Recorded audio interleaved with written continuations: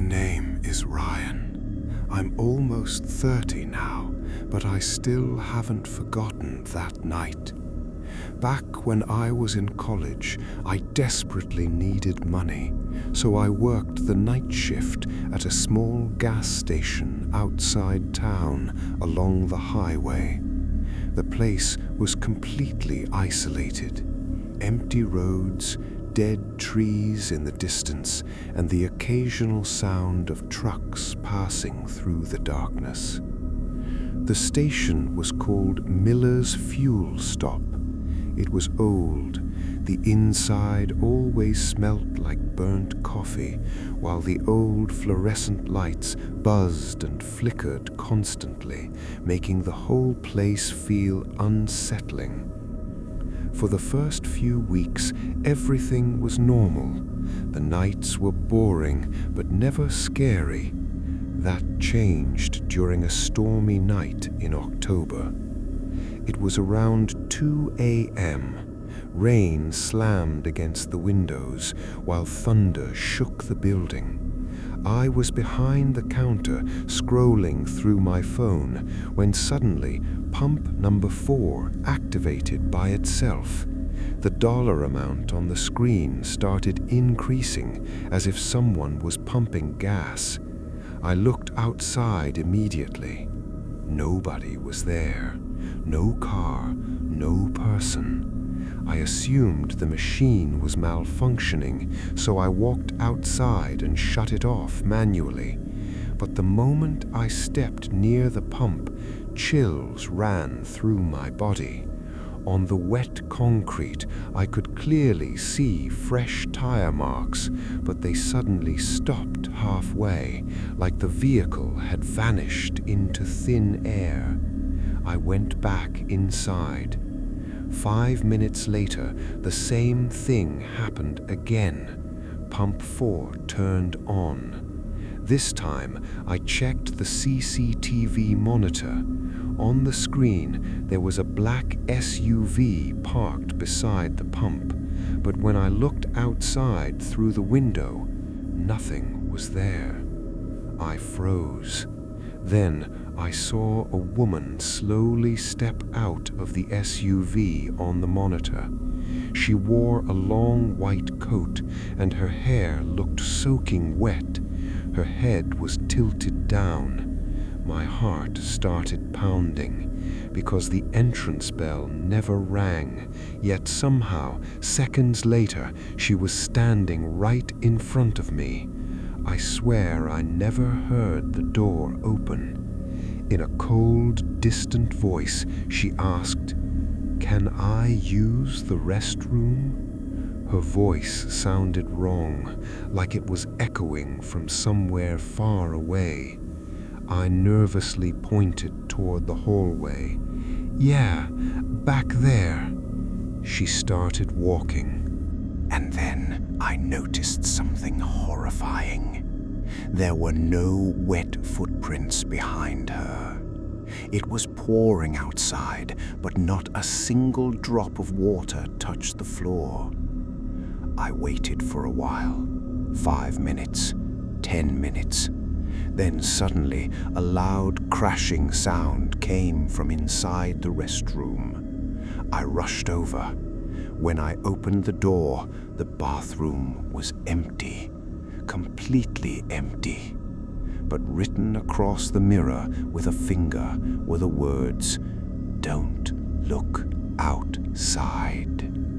My hands turned ice cold. At that exact moment, a car horn blasted outside, loud, continuous. I couldn't stop myself. I looked through the front window, and what I saw still haunts me.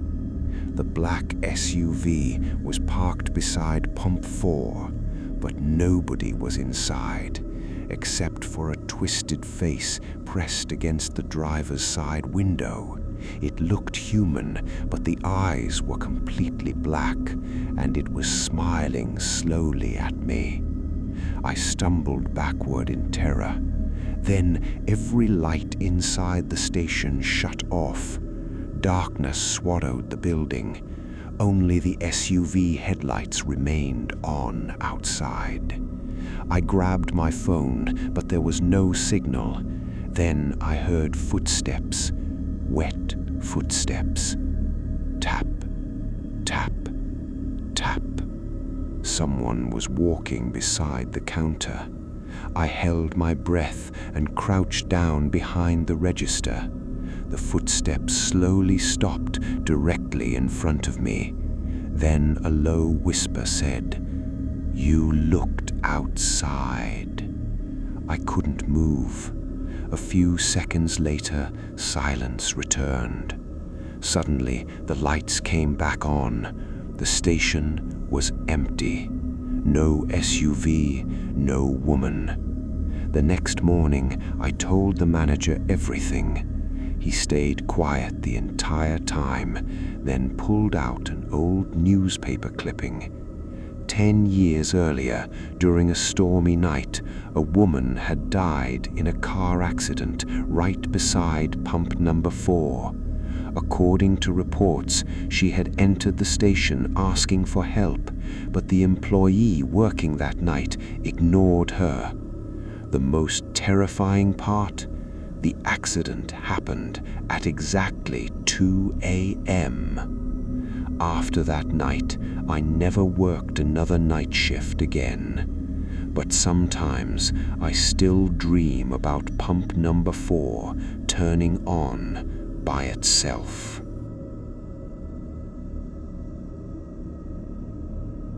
My name is Daniel. A few years ago, I worked at a 24-hour gas station near the woods outside town. Nobody liked the night shifts there, so they paid extra for overnight workers. The station was old, especially the storage room in the back. Everyone warned me not to stay there too long, because years earlier, an employee had supposedly died inside. I didn't believe any of that. One night, around 3:30 a.m., an old pickup truck pulled into the station. One of its headlights was broken. An elderly man stepped out, tall, skinny, wearing an old cap. He walked inside and said only one word, "Coffee." I handed him a cup. He didn't pay. Instead, he just stared at me with pale, exhausted eyes. Then he asked, "You're alone tonight?" Something about the question made me uncomfortable. I laughed nervously. "Yeah." The old man slowly lowered his head and whispered, "That's bad." Then he walked out. I assumed he was drunk. A few minutes later, I noticed the storage room door standing open. I was certain I had closed it earlier. From inside, I heard dragging noises, something heavy scraping across the floor. I grabbed a flashlight and stepped inside. The room was pitch black. Suddenly, the door slammed shut behind me. I ran toward it, but it wouldn't open. Then I heard breathing, close breathing. I turned on my phone flashlight, and in the corner of the room stood a man wearing an old gas station uniform, but his face, it looked burned beyond recognition. Blackened skin, melted flesh. Slowly, he tilted his head.